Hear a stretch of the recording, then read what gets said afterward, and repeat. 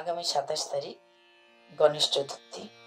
তাই আসুন আমরা গণেশ ভগবান সম্পর্কে কিছু শ্রবণ করি। গণেশকে কি বলা হয়? একদন্ত। একদন্ত গণেশ কি করে হলো? গজাননের তো আগে দুটো দাঁতই ছিল, কিন্তু একটি দাঁত কি করে নষ্ট হলো, তার উপর আমরা আজকের কথাটা শ্রবণ করি। তা আমরা জানি ভগবান শ্রীকৃষ্ণের 24টা যে অবতার আছে, তার মধ্যে একটা অবতার হচ্ছে যমদগ্নি পুত্র পরশুরাম। পরশুরামকে বলা হয় 6 কলা সম্পন্ন ভগবান। তিনি 21 বার ক্ষত্রিয় নিধন করেছিলেন, কিন্তু 21 বার ক্ষত্রিয় নিধনের পর তিনি এতই উগ্র হয়ে গেছিলেন, কোনোভাবেই তাকে শান্ত করা যাচ্ছিল না।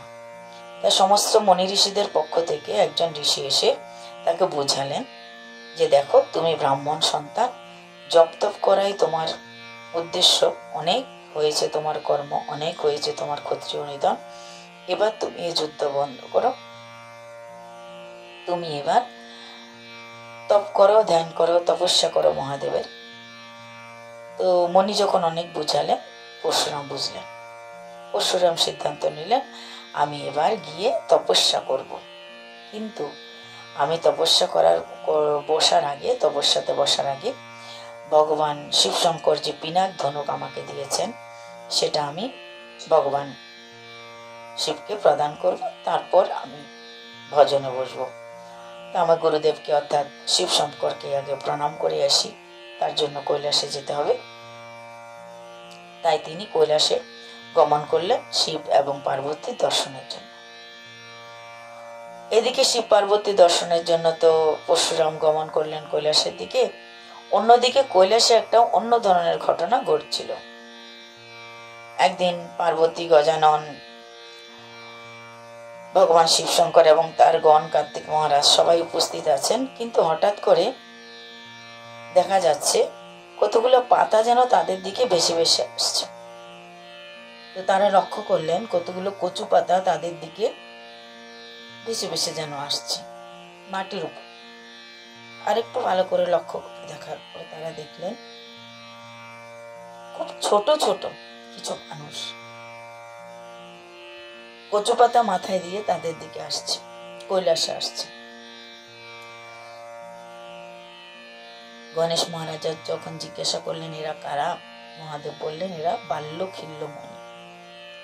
তো বাল্যখিল্য মণিরা আসছেন, ভগবানের খুব ভক্ত, কিন্তু খুব সাবধান, কারো যদি নিঃশ্বাস তাদের গায়ে পড়ে তারা উড়ে যায়। গণেশকে সাবধান করলো, নন্দী বিঙ্গি সবাইকে সাবধান করলো এবং স্বাগত জানাতে পাঠালো। কিন্তু নন্দী মহারাজ কথা বলার আগেই তো তারা উড়ে যাচ্ছে তার নিঃশ্বাসের প্রভাবে। গণেশ ভগবান তাদের রক্ষা করলেন। গণেশ তাদেরকে রক্ষা করে নিয়ে আসলেন শিবশঙ্করের কাছে।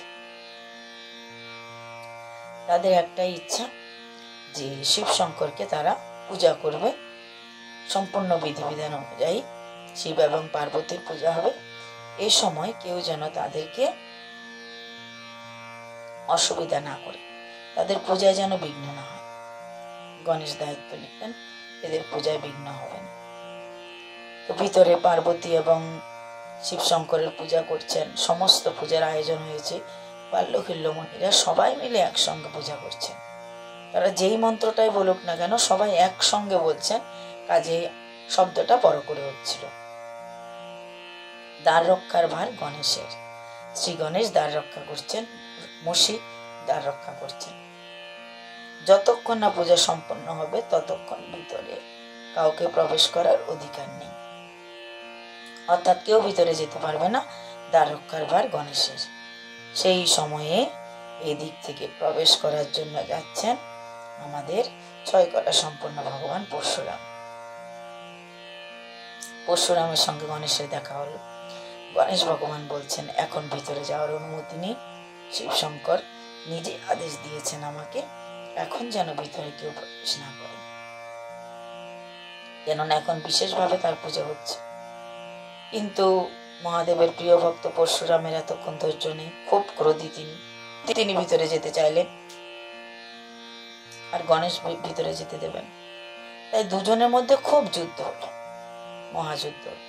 গণেশ ভগবান এমন এক অস্ত্র সন্ধান করলেন,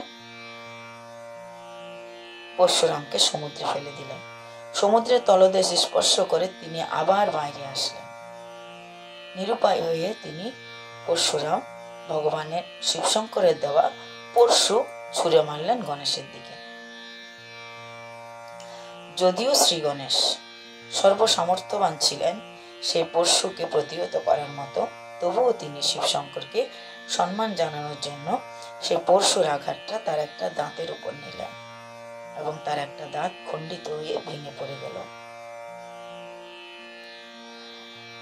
তাতে করে গণেশ মূর্ছিত হয়ে পড়লেন। গণেশের চিৎকারে দেবী ভগবতী বেরিয়ে আসলেন। ততক্ষণে শিব আর পার্বতীর পূজাও সম্পন্ন হয়ে গেছে। গণেশকে মূর্ছিত দেখলেন। সব দেবতাগণ খুব চিন্তান্বিত ছিলেন। আগের মতো সেই যদি মূর্তি ধারণ করে দেবী ভগবতী, তাহলে পৃথিবী ধ্বংস হয়ে যাবে। সবাই ক্ষমা চাইল দেবীর কাছে। পরশুরাম ক্ষমা চাইলেন। শিবশঙ্কর তখন বললেন, এটা বিধির বিধান। এটা বিধির বিধান ছিল। এক দন্ত রূপে ভগবান সবার কাছে প্রকাশিত হতে চাইছেন। অর্থাৎ গণেশ একদন্ত রূপ ধারণ করে সমস্ত পৃথিবীর কাছে এই শিক্ষা দিতে চাইছেন, ভগবান এক এবং অদ্বিতীয়। তাই ভগবান এক এবং অদ্বিতীয় এই শিক্ষাটা সবার কাছে দেওয়ার জন্যই ভগবান এক দন্ত রূপ ধারণ করলেন। সেই থেকে মহাদেব পুত্র গণেশ এক দন্ত। আর যে ভাঙা দাঁত ছিল, সেই দাঁতেরও ভূমিকা অনেক। সেই ভাঙা দাঁতটা দিয়েই কিন্তু শ্রীমদ্ ভাগবত গ্রন্থ রচনা করা হয়েছিল। আজকে আমরা অতি সংক্ষেপে এক দন্ত শ্রী মহাদেবের কাহিনী শ্রবণ করলাম। পরবর্তীতে আমরা এই গণেশ চতুর্থীর নষ্টচণ্ড সম্পর্কে কিছু কথা শ্রবণ করব। কেন ভাদ্র মাসে নষ্টচণ্ড দর্শন করতে নাই, দর্শন করলে কি পাপ হয়, সেই পাপের প্রায়শ্চিত্ত হিসাবে আমরা কি করলে সেই পাপ থেকে আমরা মুক্ত হতে পারি, আর গণেশ চতুর্থীর তিথিতে যদি আমরা সেই নষ্টচণ্ড দর্শন করি তাহলে আমাদের কি পাপ হয়, সেটাও আমরা পরবর্তীতে শ্রবণ করব। আজকের জন্য এটুকুই। জয় নিতাই, জয় শ্রী।